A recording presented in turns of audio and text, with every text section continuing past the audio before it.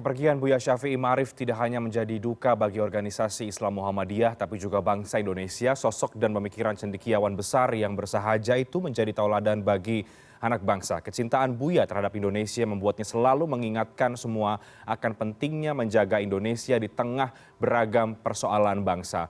Bagaimana para jurnalis senior media memaknai atau mengenang sosok Buya Syafi'i Ma'arif, kita akan mengenangnya bersama pada malam hari ini dalam perspektif editorial view bersama dengan dua narasumber yang sudah bergabung. Ada Mas Revolusi Riza, Wpmret CNN Indonesia, dan juga Kang Alexander Sudrajat, redaksi pelaksana detik.com. Selamat malam Kang Ajat, Mas Revo, apa kabar? Selamat malam Renhat. Ya. Baik Kang Ajat dan juga Mas Revo, pekan ini kita kehilangan, bangsa Indonesia kehilangan sosok yang sangat luar biasa, Buya Syafi'i Ma'arif.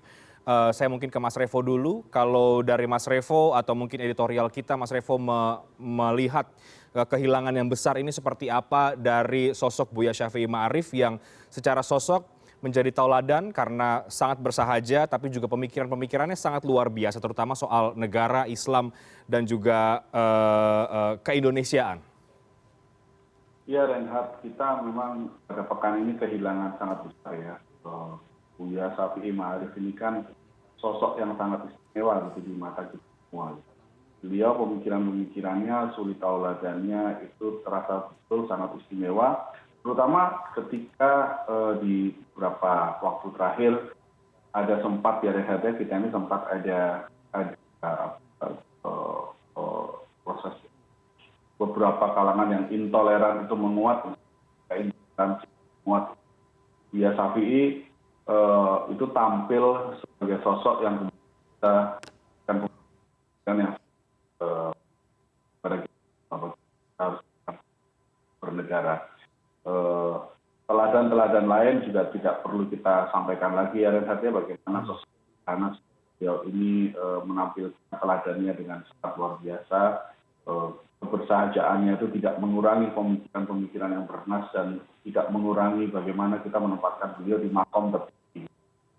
Nah memang kita kehilangan, tentunya kita semua berharap gitu ya, ketika satu patah dan tumbuh ganti gitu, nah ada hilang kemudian tumbuh berganti, dan tentu kita berharap ketika Buya Syafi'i Ma'arif ini meninggalkan kita, maka muncul pengganti-pengganti yang lain yang tidak kalah dalam gitu untuk menjadi sosok-sosok teladan bagi kita semua gitu kan ya.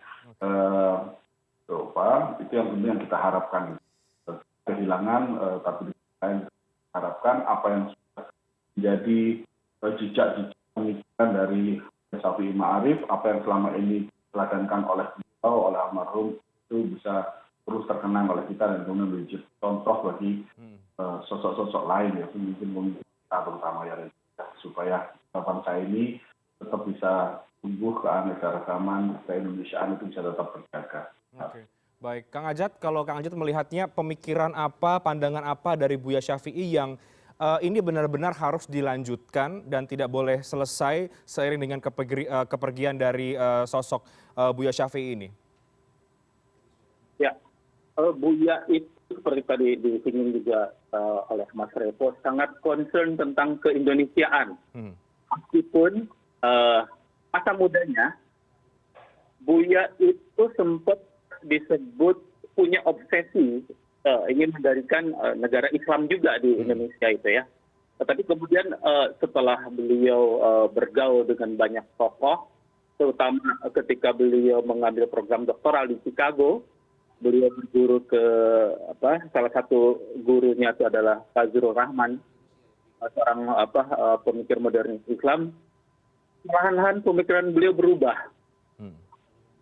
Tidak lagi bangsa itu tidak disimbolkan lewat bendera agama menurut beliau, tetapi bagaimana nilai-nilai kemanusiaan, nilai demokrasi itu diimplementasikan dalam kehidupan keseharian semua anak bangsa, semua masyarakat di dalam sebuah negara. Dia tidak terlalu terpukul lagi dengan simbol-simbol. Karena itu ketika berkesempatan berbincang dengan Buya itu beberapa bulan menjelang Pilpres 2019 ya. Ya, ya. Ketika itu kan friksi di tengah masyarakat, kita lihat antar Begitu tokoh tajam ya, Kang Ajat. bagaimana membawa-bawa agama untuk kepentingan politik, dan itu sangat membuat sampai sangat galau, sangat terkait karena dampaknya sampai kan ini akan sangat panjang, dia bilang. Dan itu terbukti sampai sekarang kan. Oke, jadi nilai-nilai keindonesiaan yang kemudian itu yang harus tetap dilanjutkan dan tetap harus diimplementasikan pemikiran dari seorang Buya Syafiee. Kang Ajat, sosok Buya juga belakangan kita lihat ikut menyoroti ya sejumlah persoalan bangsa lainnya ketika kemudian ikut mengkritik seleksi TWK KPK, kemudian juga menyoroti soal intoleransi yang berkembang. Artinya meskipun tidak lagi menjabat sebagai ketua PP Muhammadiyah, tapi Buya Syafiee juga tetap aktif menyampaikan pemikiran beliau. Apa yang Kang Ajat lihat dari sosok Buya ketika tetap mengkritisi pemerintahan pada beberapa titik ya, meskipun juga dianggap juga mungkin punya kedekatan dengan Presiden Joko Widodo? Betul. Kenapa Profesor Ahmad Syafiee Ma'arif itu dijuluki Buya, artinya seorang yang sangat dituakan gitu. Antara cara beliau itu menyampaikan sesuatu itu dengan tulus, tanpa pamrih. Sehingga ketika dia menyampaikan kritik kepada pemerintah maupun pihak-pihak lain, pas apapun kritik yang Pak Buya Syafiee sampaikan, orang yang dikritiknya tuh nggak marah, karena tahu bahwa iya, apa yang disampaikan itu dengan tulus. Profesor Syafiee tidak ada pamrih di belakang itu, bahwa dia menyampaikan kritik karena ingin jabatan tertentu atau imbalan-imbalan lainnya. Profesor Syafiee itu, Buya Syafiee sudah selesai dengan hal-hal materi, dengan tahta kuasa semacam itu gitu. Oke, Mas Revo ada tambahan dari Mas Revo ketika kita juga melihat dalam beberapa kesempatan juga Buya Syafiee juga menjadi narasumber kita ya, Mas Revo juga bicara soal persoalan-persoalan bangsa. Apa yang Mas Revo lihat dari pandangan-pandangan Buya yang tetap ikut mengawal sejumlah isu-isu yang kemudian ini penting untuk beliau kritisi saat itu? Ya, itu memang salah satu kelebihan dari Buya Syafiee Ma'arif dari kita dalam bertugas jurnalistik sekali pernah merasa kesulitan ketika kita hendak mewawancara beliau, jika memang ada kesempatan itu tidak akan menolak. Dan rekan-rekan kita untuk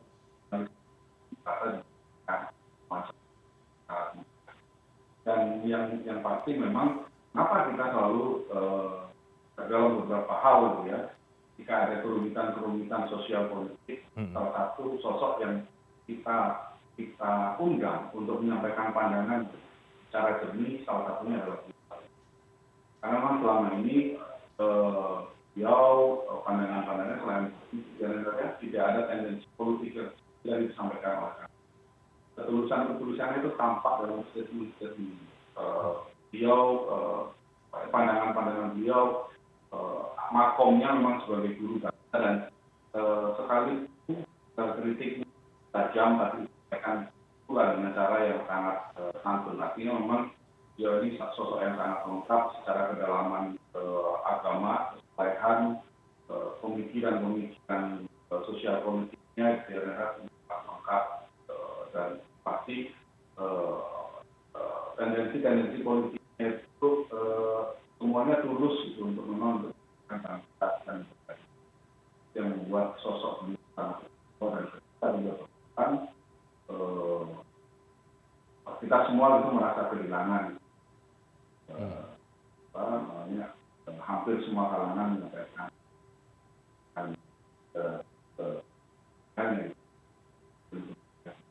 yang istimewa juga dalam beberapa hal yang kita adalah tampak himbauan bahwa tidak perlu sekarang ataupun ada kita ini banyak ya, tapi ada juga bahwa supaya tidak perlu kalangan yang menampilkan sederhanaan dan kebahagiaannya itu sampai di akhir sosok yang memang luar biasa. Dan lagi-lagi tentu kita berharap menjadi pelajaran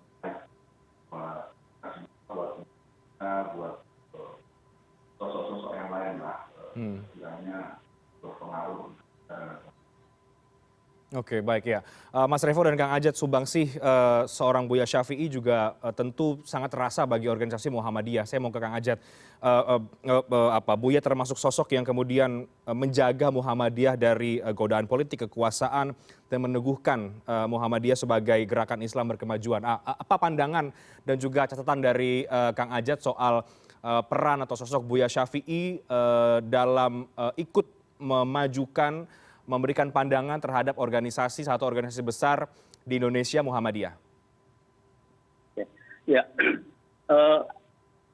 selama memimpin Muhammadiyah, boleh dibilang beliau dari sisi politik ya khususnya tadi, beliau sangat mampu menjaga independensi itu, tidak tergoda, tidak terombang-ambing untuk ikut cawe-cawe ke kekuasaan. Sikap Buya ini juga saya melihat belajar dari pendahulunya, Prof. Amin Rais ya. Meskipun kemudian Pak Amin Rais berpolitik lewat partai politik dengan memimpin Partai Amanat Nasional. Tetapi ada gerakan tubuh atau manuver-manuver tertentu yang diakui atau tidak sebagai ketua umum partai PAN waktu itu tetap membawa organisasi Muhammadiyah.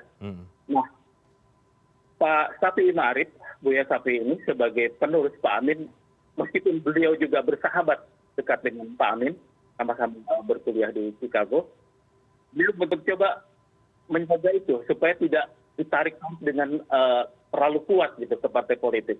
Dan Buya Syafi'i punya wibawa untuk menegakkan itu. Oke.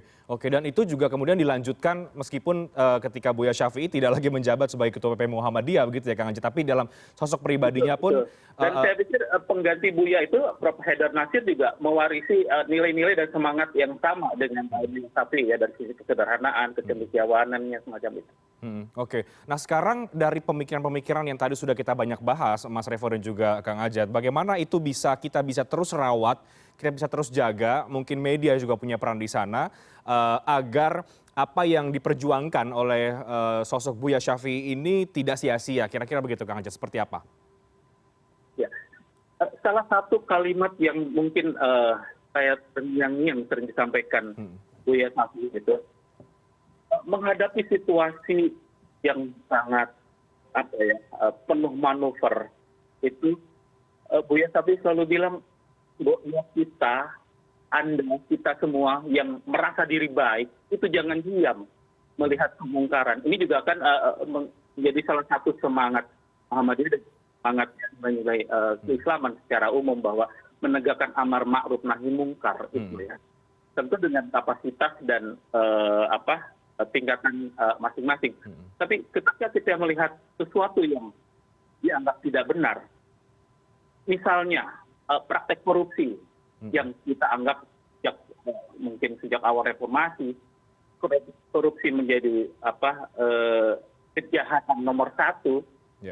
Nah, ini bagaimana kita, khususnya jurnalis ya, media, memberikan porsi untuk ikut mengontrol supaya budaya korupsi ini tidak berlarut-larut, gitu kan?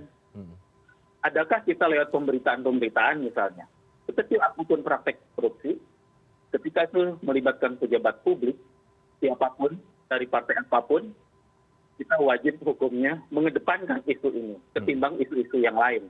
Saya pikir itu salah satu sumbangsi yang bisa kita lakukan dari pihak media, Rian. Oke, baik. Mas Revo, tambahan dari Mas Revo, kita juga sering ya Mas Revo ikut mengajak Buya berdiskusi di dalam layar. Ada paling tidak yang saya ingat ini soal kasus TWK KPK. Saat itu Buya ikut mengkritik bagaimana proses itu yang dianggap kemudian tidak transparan. Juga soal intoleransi, di mana Buya juga mengingatkan bahwa agama itu jangan ditarik-tarik, Tuhan jangan ditarik-tarik dalam kepentingan politik karena itu adalah sebuah penghinaan. Tadi kita bahas bahwa sosok Buya ini mengkritik tapi bisa diterima oleh semua pihak. Mengkritik tapi juga santun. Apa yang membuat menurut Mas Revo akhirnya pemikiran atau pandangan Buya itu bisa diterima oleh semua pihak meskipun sekali lagi ada nada-nada kritik, bahkan tidak kurang juga seringkali ada nada-nada pesimisme sebenarnya? Iya, karena memang kan kedalaman ilmu dari seseorang itu kan pasti akan sangat menentukan bagaimana kita menempatkan seseorang tersebut ya, Renhat. Dan selama ini Buya Ahmad Syafi'i Ma'arif ini kan secara ilmu beliau adalah profesor doktor gitu ya, lulusan secara kedalaman ilmu sangat dalam gitu, secara agama juga sangat dalam, sehingga ketika beliau berkata tentu tidak akan sembarangan gitu. Dan kemudian recordnya juga sangat luar biasa. Tadi ya saya menambahkan apa yang disampaikan oleh Kang Ajat gitu. Beliau ini kan menggantikan Pak Amin Rais sebagai ketua PP Muhammadiyah tahun 98. Karena pada waktu itu Pak Amin juga kemudian aktif dalam politik praktis kan. Nah, bagaimana kemudian Buya Syafi'i Ma'arif itu bisa menempatkan Muhammadiyah walaupun lekat dengan Partai Amanat Nasional secara kultur ya, tapi kan secara politik praktis beliau bisa menjaga bahwa Muhammadiyah itu tetap ada pada jalur tengahnya gitu. Tidak terseret pada pusaran politik. Nah, itu yang kemudian membuat penghormatan terhadap beliau ini juga semakin tinggi, karena selain kedalaman ilmu, secara rekam jejak sosial politiknya ditampakkan dengan sangat luar biasa. Kebersajaannya juga ditampakkan secara luar biasa. Bagaimana kita melihat di pemberitaan dan obituari yang kemudian kesaksian dari banyak pihak gitu ya. Kita juga melihat bagaimana Buya sangat sederhana ketika naik sepeda ontel misalnya, kemudian bagaimana tetap mengantri untuk berobat di rumah sakit PKU yang notabene adalah rumah sakitnya Muhammadiyah. Tapi semuanya beliau tetap tidak merasa tidak ingin diistimewakan. Kemudian juga bagaimana tawaran posisi-posisi yang secara materi mungkin akan membawa beliau ke bergelimang secara materi, tapi juga tidak ditolak dengan sangat-sangat halus. Sehingga hal-hal semacam itulah yang kemudian membuat kita semua menempatkan respek luar biasa terhadap sosok seperti Buya Syafi'i Ma'arif. Dan benar seperti dikatakan oleh Kang Acep, itu penggantinya pun sekarang Ketua PP Muhammadiyah juga kurang lebih mirip ya dengan Buya Syafi'i, dan kita tentu berharap Pak Haidar Nasir ini bisa meneruskan semua suri teladannya, semua menjaga Muhammadiyah sebagai salah satu banyak pihak mengatakan Muhammadiyah, Nahdlatul Ulama ini sebagai organisasi Islam terbesar ya di Indonesia, dan merupakan salah satu sosok guru gitu ya, menjaga negara ini supaya tetap tegak berdiri dengan menjaga kebinekaannya. Dan kita tentu berharap apa yang selama ini ditampakkan oleh Buya Syafi'i diteruskan oleh penerus-penerusnya itu. Oke, Mas Revo, sekali lagi bagaimana kemudian pemikiran dan teladan yang diberikan oleh Buya Syafi'i ini bisa diteruskan, karena tentu berbagai isu yang menjadi concern dari Buya Syafi'i adalah soal permasalahan kebangsaan, intoleransi misalnya, korupsi, kasus hukum dan lain sebagainya. Nah, bagaimana itu kemudian bisa terus diingat dan juga terus diteruskan oleh siapapun masyarakat dan kita semua agar pemikiran itu, perjuangan dari seorang Buya Syafi'i tidak menjadi sia-sia, Mas Revo? Iya, betul sekali Reinhard, itu yang penting. Ini tidak hanya terpusat pada organisasi Muhammadiyah ya, tentu Buya Syafi'i ini kan milik kita semua gitu. Dan tentu kita yang muda-muda ini seharusnya bisa mencontoh suri teladan beliau. Yang sudah ada ini kan jejak-jejaknya sekarang lebih mudah lah ya, tidak seperti dulu gitu ya. Jejak digitalnya banyak, pemikiran-pemikiran dalam bentuk buku juga banyak beliau gitu ya. Apa yang sudah beliau lakukan tentu kita harapkan bagaimana kita bisa menjaga keragaman dan kehidupan berbangsa dan bernegara ini. Beberapa hal ya Reinhard ya, bahkan beliau ini kan dalam beberapa hal juga melawan arus ya, ketika misalnya dalam kasus Ahok misalnya gitu ya, pada saat itu juga Buya Syafi'i berdiri melawan arus orang-orang yang pada waktu itu mengecam Ahok gitu ya. Dan ini kan tujuannya sebenarnya juga untuk menjaga bahwa semua didudukkan secara proporsional, semua didudukkan secara pas, dan demi keutuhan kita bangsa dan negara ini kan. Oke, baik, terima kasih Mas Revo dan juga Kang Ajat untuk isu yang soal atau untuk pembahasan kita mengenang Buya Syafi'i Ma'arif. Sekali lagi kita berharap pandangan dan pemikiran beliau ini bisa dilanjutkan oleh kita semua, terutama pada hal-hal isu-isu yang berkaitan dengan kebangsaan, keindonesiaan, kebinekaan dan juga Pancasila. Kita ke isu yang lain, Kang Ajat dan juga Mas Revo, ini soal geliat Capres 2024 yang tampaknya mungkin sudah mulai menguat.